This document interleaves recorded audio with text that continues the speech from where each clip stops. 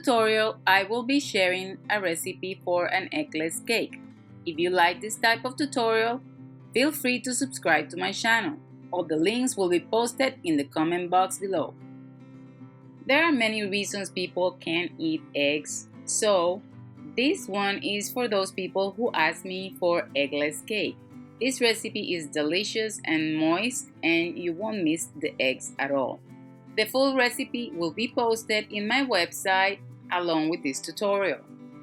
For your ingredients, you will need 2.5 cups of cake flour, 2 teaspoons of baking powder, 1 teaspoon of baking soda, 1/4 teaspoon of salt, 2 tablespoons of sugar, 1 can of sweetened condensed milk, 14-ounce can, 1 cup of water, 2 tablespoons of vinegar, 2 tablespoons of vanilla extract, and half a cup of melted butter.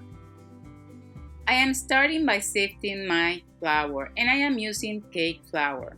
Sifting brings air into the mixture, so you don't want to miss this step. At this point, you want to add the rest of your dry ingredients, including the baking powder, the baking soda, the salt, and the sugar.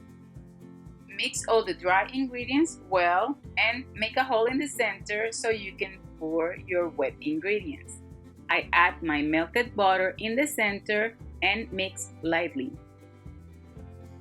Then I add the water to it and mix well. At this point, you still might have some lumps. Don't worry, they will dissipate. Once you have this mix, you want to add your condensed milk. Make sure you're using a can that is 14 ounces. Mix it well, and you can see the lumps are starting to disappear. Then you can add some vanilla extract or even a vanilla bean, or even you can scrape the seeds out of a vanilla bean. Add the vinegar and mix well, and now you will be ready to add to your pans. I am using 2 8-inch pans. These are 3 inches tall, but you can use the 2-inch tall ones. I bake this at 325 in my oven, and I usually add a water bath below the cake so I get some moisture out of that.